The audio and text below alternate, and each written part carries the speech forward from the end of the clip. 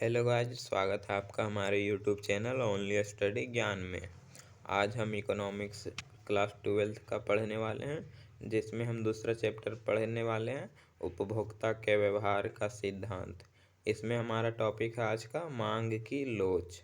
इसे देखेंगे हम, मांग की लोच क्या है या कितने प्रकार की होती है, इसे ज्ञात करने की विधियाँ क्या है। तो देखते हैं हम लोग मांग की लोच, इलास्टिसिटी ऑफ डिमांड क्या है। तो मांग में परिवर्तन के फलस्वरूप मांग की मात्रा में परिवर्तन के अनुपात को मांग की लोच कहा जाता है। यानी कि जो कीमत में परिवर्तन होता है, उसके कारण जो मांग की मात्रा में परिवर्तन होता है, उसे ही मांग की लोच कहा जाता है। जैसे कि कीमत अगर बढ़ गया तो मांग घट जाता है, तो इसी का अनुपात जो होता है वह मांग की लोच कहलाता है। तो मांग की लोच जो होती है वह मात्रात्मक अवधारणा होती है। और जो मांग का नियम था, मांग वह था गुणात्मक धारणा, लेकिन मांग की लोच होती है मात्रात्मक अवधारणा होती है। हम देखते हैं मांग की लोच जो ज्ञात होता है वह होता है प्रतिशत या अनुपातिक विधि, सबसे प्रचलित विधि होती है। इसका जो फॉर्मूला होता है वह होता है ED इज इक्वल टू मांग की मात्रा में अनुपातिक परिवर्तन बट्टा मांग कीमत की मात्रा में अनुपातिक परिवर्तन। इसे ही गुणात्मक या प्रतिशत विधि कहा जाता है। इसे हम और विस्तार से देखते हैं आगे जो होता है सो। तो यहाँ देख सकते हैं, इसे और अगर तोड़े तो ED इज इक्वल टू मांग की मात्रा में प्रतिशत परिवर्तन डिवाइड बाय मांग की कीमत में प्रतिशत परिवर्तन। इसे और अगर तोड़े तो यहाँ देख सकते हैं मांग की मात्रा में परिवर्तन बटा मांग की प्रारंभिक मात्रा जो होती है शुरुआती, और इंटू 100। तो यह हो गया मांग की मात्रा में प्रतिशत परिवर्तन। अगर कीमत में प्रतिशत परिवर्तन करें तो कीमत में परिवर्तन जो हुआ हुआ है, और प्रारंभिक जो कीमत था उसे डिवाइड करना इंटू करना है 100 से। तो यह हो जाएगा मांग की कीमत में प्रतिशत परिवर्तन। तो इसे और अच्छा से देखते हैं आगे फॉर्मूला टाइप में। तो यह कुछ इस टाइप का बनता है, यहाँ देख सकते हैं आप। इसे अगर तोड़े ED इज इक्वल टू तो होता है D2 यानी कि मांग की D2 यानी कि वर्तमान, और D1 जो है वह पहले का। तो मांग में परिवर्तन निकालना है तो D2 वर्तमान में जो मांग हो रहा है और पहले जो मांग हो रहा था वह घटा देना और डिवाइड कर देना है D1 से, यानी कि पहले वाले से, इंटू 100 से कर देना है। तो यह हो जाएगा मांग की मात्रा में परिवर्तन। अब कीमत में परिवर्तन करना है तो P2 minus P1 divide by 2 कर देना है, इंटू 100 कर देना है। तो यह हो जाएगा कीमत की मात्रा में प्रतिशत परिवर्तन। अगर इसे और हल करें तो इसे देखिए यहाँ ED is equal to change in D, यानी कि D2 माइनस D1 हो गया change in D divide by D, और जो P2 माइनस P1 है वह चेंज इन P हो गया और डिवाइड बाई P हो गया। और जो ये 100 और 100 था वह कट गया, तो बच गया सिर्फ इतना। और अगर इधर इसे और विस्तार से लिखे थोड़ा और छोटा करके तो यह कुछ इस टाइप का बनेगा ED is equal to change in D divide by D, भागा का चिन्ह देना है यहाँ, change in P divide by P। तो इसे अगर हम लोग मल्टीप्लाई में कन्वर्ट करें तो इस तरह बनेगा change in D divide by D into P divide by change in P। और अगर चेंज वाले के एक तरफ ले आए तो change in D divide by change in P into P divide by D। लेकिन इसे जो है वह माइनस में दिखाया जाता है, इसीलिए यहाँ पे माइनस ब्रैकेट में दिया गया है। जो मांग की लोच होती है वह ऋणात्मक होती है, इसीलिए माइनस चिन्ह का प्रयोग किया जाता है इसमें। अब हम लोग यहाँ देखते हैं मांग की लोच के प्रकार। तो जो मांग की लोच होती है वह 3 प्रकार की होती है। यहाँ पे बहुत लोग कंफ्यूज हो जाते हैं 5 प्रकार, लेकिन मांग की जो लोच होती है वो 3 प्रकार की होती है। पहला होता है मांग की कीमत लोच, दूसरा मांग की आय लोच, तीसरा मांग की आड़ी लोच। मांग की कीमत लोच को इलास्टिसिटी डिमांड ऑफ प्राइस, मांग की आय लोच को इलास्टिसिटी डिमांड ऑफ इनकम, और मांग की आड़ी लोच को इलास्टिसिटी डिमांड ऑफ क्रॉस। तो इसे कहते हैं मांग की आड़ी लोच। अब यहाँ देखते हैं मांग की कीमत लोच है उसे फलन के रूप में दिखाएं तो demand is a function of price होगा। इसका सूत्र इस तरह होता है, change in P, E P यानी कि elasticity is demand of P बराबर नेगेटिव का चिन्ह देकर change in D divide by change in P into P by D होता है। दूसरा मांग की आई लॉज, तो इसका जो फलन होता है वह demand is a function of I होता है, इनकम, तो वाई से दिखाया जाता है इसे। इसका अगर फॉर्मूला की बात करें तो E Y is equal to change in D divide by change in Y into Y divide by D होता है। तीसरा मांग की आड़ी लोच, तो इसका फॉर्मूला जो होता है यह थोड़ा दूसरे टाइप का होता है। इसका जो फलन है वह होता है D X divide in D X is equal to function of P Y. यहाँ एक में एक्स रखना है, दूसरे में वाई। यहाँ पे इस तरह भी लिख सकते हैं, D Y is equal to function of P X भी लिख सकते हैं उल्टा, लेकिन दोनों में एक जगह एक्स रहेगा तो दूसरी जगह वाई रखना जरूरी होता है क्रॉस इलास्टिसिटी में। इसका जो फॉर्मूला होता है वह इस टाइप का होता है, ई सी, सी से क्रॉस होता है, E C is equal to minus चिन्ह देकर लिख देना है change in D Y divide by change in P X into P X divide by D Y.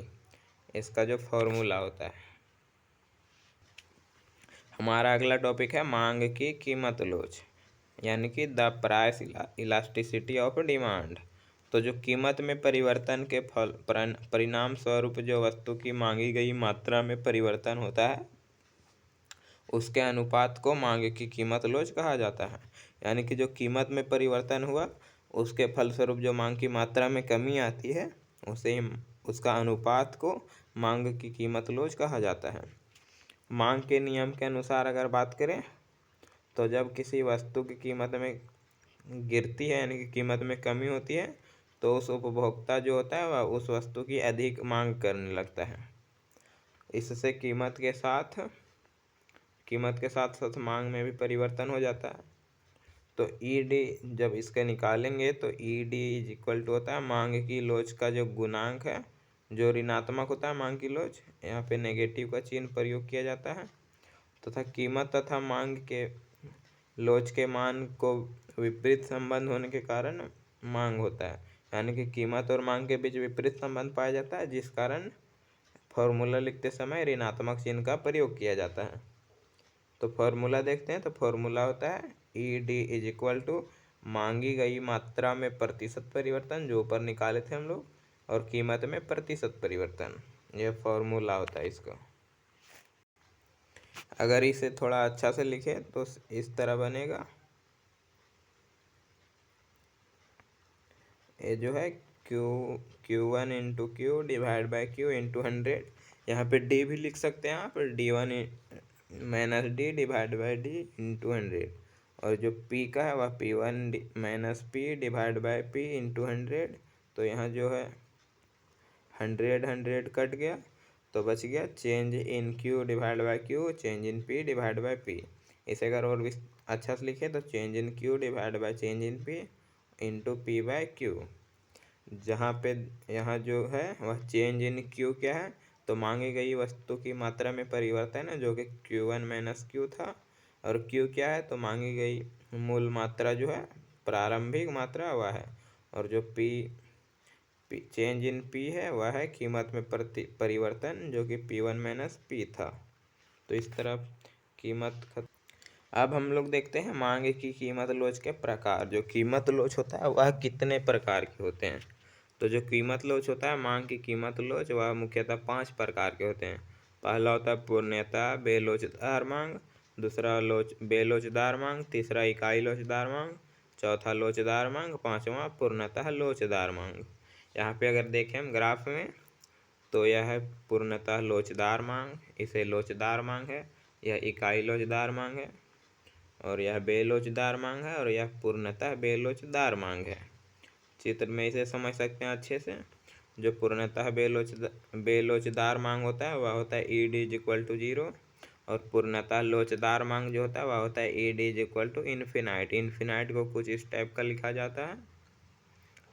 और आगे बात करें अगर लोचदार मांग की तो वह होता है E D is equal to E D greater than 1 यानी कि 1 से अधिक। और जो बेलोचदार मांग होता है वह होता है ई डी लेस देन 1 यानी कि 1 से कम। और जो इकाई लोच होता है वह होता है E D is equal to 1। तो इस तरह हम देख लिए मांग की कीमत लोच के प्रकार। अब इसे विस्तार से देखते हैं। तो पहला हमारा है पूर्णतः बेलोचदार मांग, जिसे कि E D is equal to 0 से दिखाया जाता है। इसका जो माप है वह शून्य के बराबर होता है, क्योंकि यह शून्य है। E D is equal to, कारण क्या है, तो जब वस्तु की मांग में जो होता है, मांग में कीमत में परिवर्तन की तुलना में कोई परिवर्तन नहीं आता है, तो इस प्रकार की मांग को पूर्णतः बेलोचदार मांग कहा जाता है।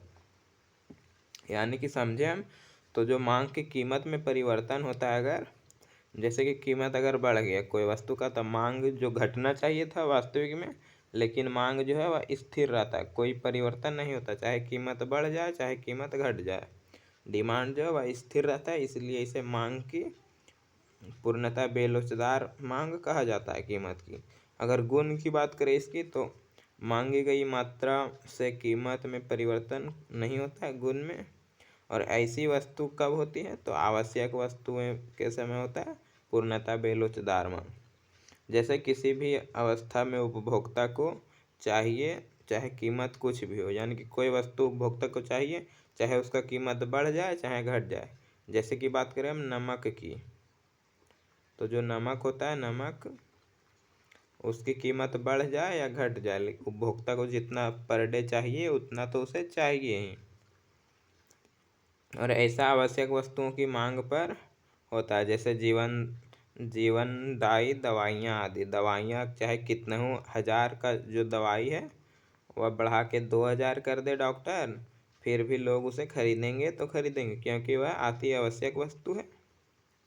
इसके ग्राफ की बात करें हम, तो कुछ इस टाइप का बनेगा। यह हो गया वाई अक्ष या एक्स अक्ष, वाई एक्स। इसका ग्राफ जो होता है वह सीधा होता है, इस तरह कुछ सीधा, क्योंकि अगर कीमत प्रारंभ में इतना है तो डिमांड इतना हो रहा है। अगर कीमत बढ़ा के इतना कर दिया जाए तो भी प्राइस डिमांड में कोई परिवर्तन नहीं आएगा, क्योंकि जितना था उतना ही रहेगा। तो इसे ही पूर्णतः बेलोचदार मांग कहा जाता है। दूसरा हमारा है बेलोचदार मांग, यानी कि 0 less than E D less than 1, यानी कि जो ई डी होता है वह 0 से तो अधिक होगा लेकिन 1 से कम होता है। तो इसे इकाई से कम लोचदार मांग भी कहते हैं, क्योंकि यह 1 से कम होता है। और जो इसका माप होता है वह 0 से अधिक और 1 से कम होता है, यानी कि 0 और 1 के बीच में। कारण क्या है, तो जब कीमत में परिवर्तन के कारण जो है मांगी गई मात्रा में अनुपातिक परिवर्तन अपेक्षा से कम होता है, यानी कि कीमत में ज़्यादा परिवर्तन होता है लेकिन मांग में कम परिवर्तन होता है, तो उसे कम लोचदार मांग या फिर बेलोचदार मांग कहा जाता है। गुण की बात करें इसमें, तो मांगी गई मात्रा जो होती है वह कीमत में मांगी गई मात्रा जो है वह कीमत में परिवर्तन की तुलना में कम होता है। कीमत में अधिक परिवर्तन होता है, मांग में जबकि कम होता है। तो ऐसा जीवन की आवश्यकता वाली वस्तुओं में होती है, जैसे भोजन, ईंधन आदि स्थिति में होते हैं। इस तरह इसके ग्राफ की बात करें तो इस टाइप का बनता है। यह वाई अक्ष हो गया, यह एक्स अक्ष। इसका चित्र जो है कुछ इस टाइप का बनता है। यहाँ देख सकते हैं आप ई डी लेस देन 1। अब हम आगे बात करते हैं तीसरा हमारा है इकाई लोचदार मांग, यानी कि E D is equal to 1। तो इस मांग की माप जो होती है वह इकाई के बराबर होता है। कारण की बात करें तो जब मांग में प्रतिशत परिवर्तन जो होता है वह कीमत में प्रतिशत परिवर्तन के बराबर होता है, यानी कि जितना मांग में परिवर्तन होगा उतना ही कीमत में, तो इसे वस्तु की मांग इकाई लोचदार कहा जाता है। गुण की बात करें तो मांगी गई मात्रा में परिवर्तन जो है वह कीमत में परिवर्तन के बराबर होता है। और ऐसा स्थिति कब होता है, तो सामान्य वस्तुओं में, सामान्य वस्तु होती है उस समय। इसके ग्राफ देखें तो कुछ इस टाइप का रहता है। यह हो गया वाई अक्ष या एक्स अक्ष, कुछ इस टाइप का रहता है। और इस समय जो है वह दोनों अक्ष पे 45 डिग्री का कोण बनता है, यानी कि इसकी इस तरह मिला दे इसको तो यहाँ भी 45 डिग्री का कोण बनेगा, यहाँ भी, यानी कि टेन थीटा बनता है इसमें। अब आगे देखते हैं हम लोग। चौथा हमारा लोचदार या फिर इकाई से अधिक लोचदार मांग, जिसे कि ईडी ग्रेटर देन 1 यानी कि 1 से बड़ा होता है उसे दिखाया जाता है। इसका जो अनुपातिक माप होता है वह 1 से अधिक होता है। कारण की बात करें तो जब कीमत में हल्का भी परिवर्तन होता है यानी कि थोड़ा भी परिवर्तन हो जाए, लेकिन मांग में जो है वह कीमत की तुलना में अधिक परिवर्तन हो जाता है। कीमत में थोड़ा परिवर्तन हुआ लेकिन मांग में बहुत अधिक परिवर्तन हो जाता है, तो लोचदार मांग की स्थिति उत्पन्न हो जाती है। इसे ही लोचदार मांग कहा जाता है। गुण की बात करें तो जो देख लीजिए यहाँ लिखा हुआ है, कीमत में थोड़ा परिवर्तन से ही मांग में अधिक परिवर्तन हो जाता है। यानी कि कीमत थोड़ा सा बढ़ा, जैसे कि अगर बात करें हम, दो प्राइस है और यह डिमांड है, क्यू या डिमांड, कीमत 2 है तो इकाई का मांग 5 हो रहा है। अगर कीमत 1 हुआ तो इकाई का मांग 15 हो गया, यानी कि थोड़ा सा कीमत घटा लेकिन जो डिमांड था वह बहुत अधिक परिवर्तित हो गया। तो इसे ही कहा जाता है इकाई से अधिक लोचदार मांग। इसकी उदाहरण की बात करें तो विलासिता की वस्तुएं, महंगी कार, आभूषण, 5 सितारा होटल आदि होते हैं। ग्राफ की अगर बात करें इसका तो कुछ इस टाइप का बनता है। यह चपटा टाइप का होता है, स्लीपर यानी कि थोड़ा चपटा टाइप का, इस तरह बनाया जाता है इसे। अगला हमारा है, देखते हैं। अगला हमारा है पूर्णतः लोचदार मांग यानी कि अनंत। इससे जो फॉर्मूला होता है वह इसका होता है E D is equal to infinite. इसे इन्फिनाइट कहा जाता है, जो कि 8 टाइप का रहता है घुमा हुआ। तो इस अवस्था में मांग की लोच होती है वह जो अनंत होती है। कारण की बात करें तो जब किसी वस्तु के कीमत में परिवर्तन हुए बिना, यानी कि कीमत में परिवर्तन नहीं हुआ है लेकिन फिर भी मांग में कमी या वृद्धि हो जाती है, तो इस अवस्था को पूर्णतः लोचदार मांग कहा जाता है। यानी कि कीमत बढ़े या घटे कुछ नहीं हो रहा है लेकिन मांग फिर भी बढ़ घट रहा है। गुण की बात करें तो इसमें जो स्थिर कीमत होती है, तो स्थिर कीमत पर मांग बदलती रहती है स्वतः ही, और यह स्थिति पूर्ण प्रतियोगिता की अवस्था में पाई जाती है जब मांग वक्र लोचदार होता है। इसकी ग्राफ की बात करें हम तो इस टाइप का रहता है। यहाँ देख सकते हैं यह वाई अक्ष या एक्स अक्ष, प्राइस यहाँ जो है वह फिक्स है प्राइस कीमत, लेकिन मांग जो है वह इस टाइप का है वस्तु का। कीमत अगर इतना ही है तो कभी मांग इतना हो रहा था Q1, तो कभी मांग इतना हो जा रहा है Q2, तो कभी मांग जो है वह घट कर इतना हो जा रहा है Q3, लेकिन कीमत पर कोई प्रभाव नहीं पड़ रहा है, फिर भी स्वतः ही मांग बढ़ घट रहा है। तो यह होता है 5वां। अगला हमारा टॉपिक है मांग की लोच ज्ञात करने की विधि, यानी कि मांग की लोच होती है उसे ज्ञात कौन कौन विधि से किया जा सकता है। तो इसमें पहला मांग की लोच ज्ञात की 3 विधि से ज्ञात किया जाता है मांग की जो लोच होती है उसे। पहला कुल व्यय विधि, जो कि प्रोफेसर अल्फ्रेड मार्शल के द्वारा दिया गया था। दूसरा जो होता है वह प्रतिशत विधि या अनुपातिक विधि होता है, जिसे कि प्रोफेसर फ्लक्स के द्वारा दिया गया। इसे हम शुरुआत से ही देखते आए हैं प्रतिशत या अनुपातिक विधि क्या है, तो इसे देखते हैं। तो इस विधि के अनुसार जो है वह मांग की लोच जो ईडी होती है उसकी गणना सूत्र के द्वारा की जाती है, जो निम्न प्रकार है। देखते हैं सूत्र हम लोग।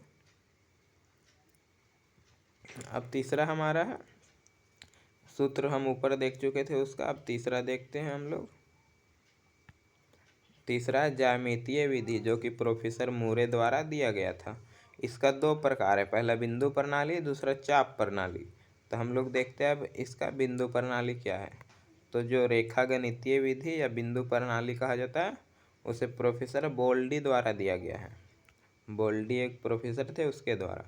तो इस विधि में जो मांग वक्र होते हैं उसके विभिन्न बिंदुओं पर मांग की कीमत लोच ज्ञात किया जाता है। इसे बिंदु विधि कहा जाता है क्योंकि सभी बिंदुओं पर ज्ञात किया जाता है। इसमें जिस बिंदु पर मांग की लोच ज्ञात करना है उस बिंदु के निचले तथा ऊपरी भाग का अनुपात उस बिंदु का मांग की लोच होता है। यानी कि जिस बिंदु को ज्ञात करना है उसका ऊपरी निचला बिंदु डिवाइड कर देना ऊपरी बिंदु से। इसकी चित्र बात करें तो जिस बिंदु का मांग की लोच ज्ञात करना है उस बिंदु का निचला भाग को अंश माना जाता है तथा ऊपरी भाग को हर माना जाता है, हर के रूप में लिखा जाता है। तो इन दोनों का भागफल जो है वह मांग की लोच कहलाता है। इसे हम देखते हैं यहाँ ग्राफ में। जैसे यहाँ देख सकते हैं आप, पहला पूर्णतः लोचदार मांग अगर निकालना है तो इसमें पूर्णतः लोचदार मांग होता है वह यहाँ पे होता है, ए लिखा हुआ वहाँ यहाँ पे जो E D is equal to infinite है। तो इसका इसे निकालना है तो इसका फॉर्मूला होता है निचला भाग डिवाइड बाय ऊपरी भाग। तो जो ए बिंदु है वहाँ पे निचला भाग क्या है, तो ए से लेके पूरा नीचे लास्ट तक है बी, तो ए बी हो जाएगा। और ऊपरी भाग क्या है, तो ऊपर सिर्फ ए है तो ए हो जाएगा। अब देखिए नीचे का मान ले हम 10, हाँ पूरा को 10, और ऊपर ए है तो वहाँ 0 होगा, तो 10 डिवाइड बाय 0 हो जाएगा।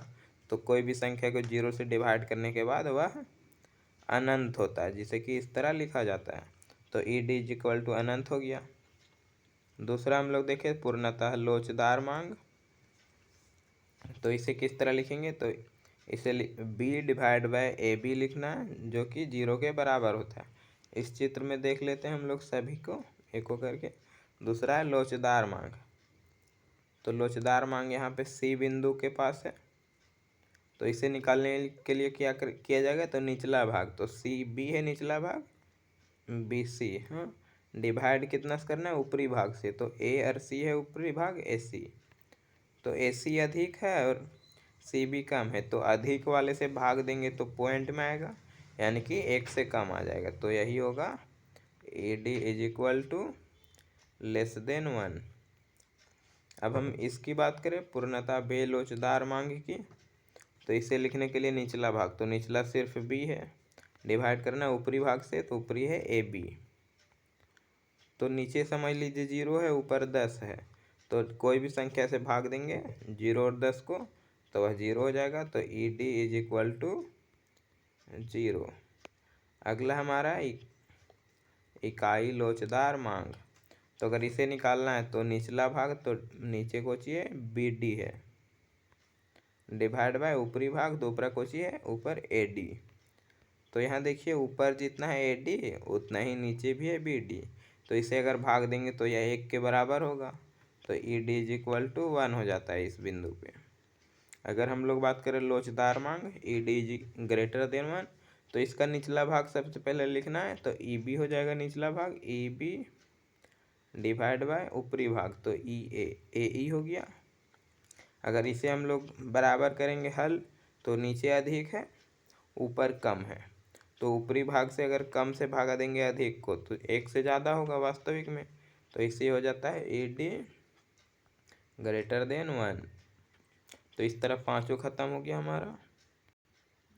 अब अगला टॉपिक हमारा मांग की आड़ी लोच। जो मांग की आड़ी लोच होती है वह है, तो मांग की आड़ी लोच क्या है, तो इसका जो इसे भी निकाला जाता है उसी तरह। अगर हम बात करें इसमें पूर्णतः लोचदार मांग की, तो इस तरह इसका ग्राफ बनता है, इस तरह जो पी है वह सीधी रेखा जाती है एक्स अक्ष के समानांतर। अगर बात करें हम ई डी ग्रेटर देन 1, तो इसका चपटा बनता है चित्र। अगर हम बात करें इसमें लेस देन 1 का, तो यह कुछ इस तरह खड़ा बनता है स्लिप पर। अगर बात करें हम इज इक्वल टू 1 का, E D is equal to 1, तो यह इस तरह बनता है जो कि दोनों अक्ष पर 45 डिग्री का कोण बनाता है। और अगर हम बात करें अगला, एक और जो चित्र होता है अगला, वह होता है इसका ग्राफ इस टाइप का बनता है जो कि खड़ा होता है चपटा। अगर पांचों को हम एक साथ दिखाएं तो पहला हो गया ये हमारा पूर्णतः लोचदार मांग, दूसरा ये हो गया पूर्णतः बेलोचदार मांग, तीसरा हो गया इकाई लोचदार मांग, चौथा हो गया इकाई से कम लोचदार मांग, और पांचवा हो गया इकाई से अधिक लोचदार मांग। तो इस तरह यह हमारा ख़त्म हो गया टॉपिक। तो धन्यवाद, चैनल को सब्सक्राइब कर लें और वीडियो को लाइक कमेंट करना ना भूलें।